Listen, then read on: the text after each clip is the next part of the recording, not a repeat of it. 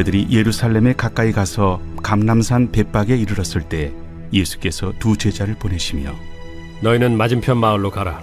그리하면 곧 매인 나귀와 나귀 새끼가 함께 있는 것을 보리니 풀어 내게로 끌고 오라. 만일 누가 무슨 말을 하거든 주가 쓰시겠다 하라. 그리하면 즉시 보내리라.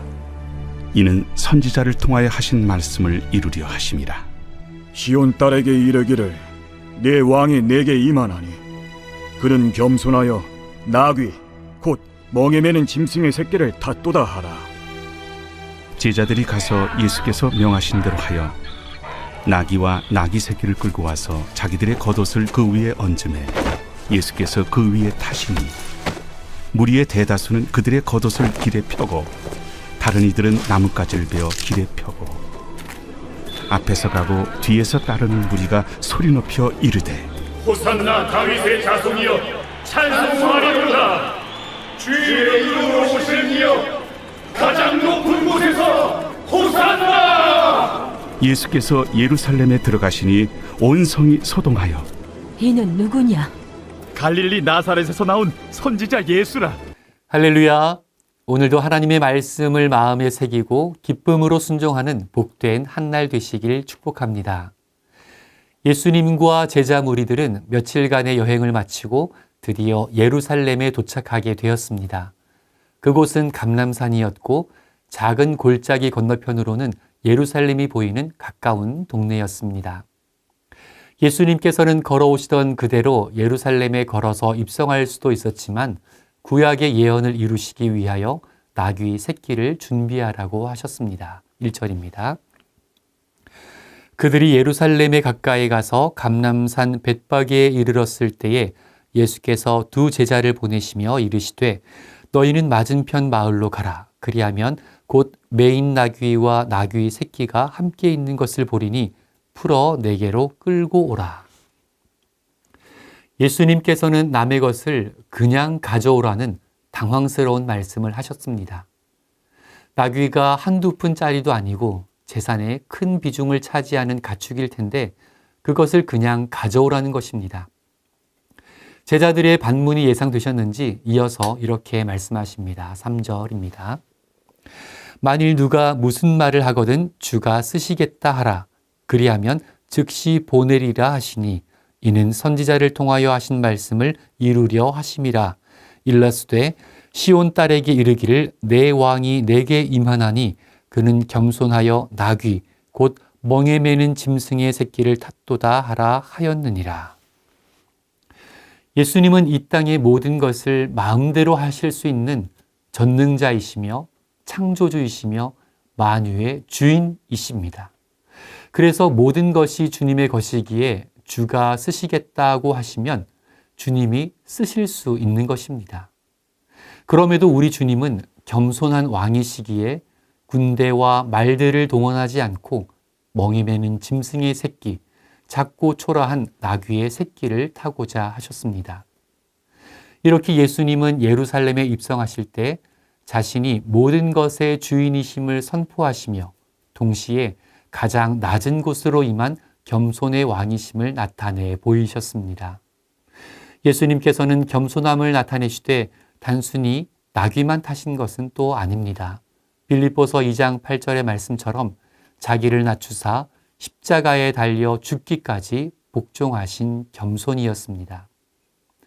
우리도 주님께서 보이신 이 겸손을 본받아 그 피로 구원받은 주의 자녀로서 제자로서 예수님처럼 겸손의 삶을 살아가시길 소망합니다. 하나님의 뜻을 이루기 위해 내가 내려놓아야 할 것들은 내려놓고 주님이 높아지시도록 내가 낮아져야 한다면 기꺼이 낮아질 수 있는 겸손한 주의 백성들 되시기를 축복합니다. 예수님이 예루살렘에 입성하시자 사람들은 열렬히 환호했습니다. 7절부터 보겠습니다.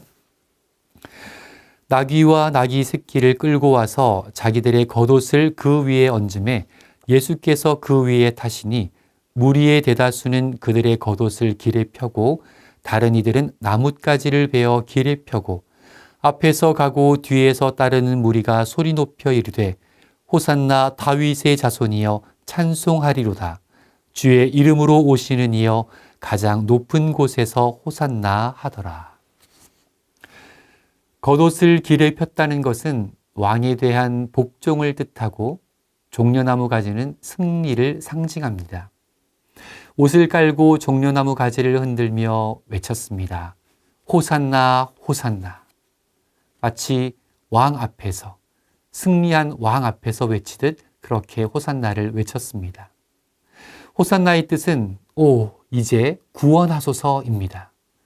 군중들은 예수님을 로마의 압제에서 해방시켜줄 정치적 영웅으로 생각하며 열광한 것이었습니다. 예수님의 입성이 온 인류를 구원할 하나님의 놀라운 계획임을 깨닫지 못하고 현실의 삶의 문제를, 내 현재의 문제를 개선시켜줄 존재로 여겼던 것입니다. 사랑하는 성도 여러분, 예수님은 누구이신지, 그리고 왜 이 땅에 오셔서 십자가에 달려 죽으셔야 했는지 우리는 분명히 알아야 합니다. 예수님은 창조주이시며 만유의 주인이시며 전능하신 하나님이십니다. 우리를 죄에서 구원하시기 위하여 하나님의 사랑을 실천하시기 위하여 사람의 몸을 입고 오셔서 우리가 받아야 할 모든 죄값과 진노를 대신 담당하셨습니다.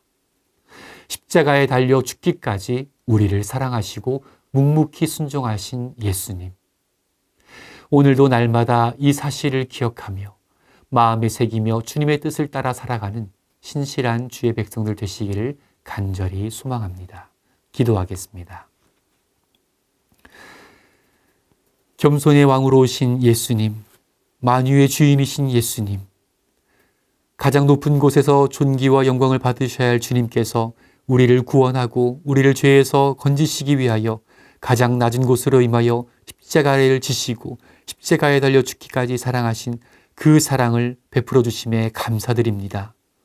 그 은혜를 입은 자로서, 그 주님을 닮은 주님의 제자로서 우리도 주님을 따라 겸손히 살아가게 하시고 늘 주님을 따르며 주님의 말씀 따라 순종할 수 있는 믿음의 삶을 살도록 인도하여 주옵소서. 내가 어떤 은혜를 입었으며 어떤 구원을 받았는지, 나에게 예수님은 어떤 분이신지를 날마다 기억하며 날마다 주님을 인정하고 인식하며 내 삶의 중심 가운데 모셔드리는 겸손한 주의 백성으로 살아가도록 인도하여 주옵소서. 우리 삶이 주님 앞에 참으로 복되다 인정받기를 간절히 소망하오며 모든 말씀 예수님의 이름으로 기도드립니다. 아멘.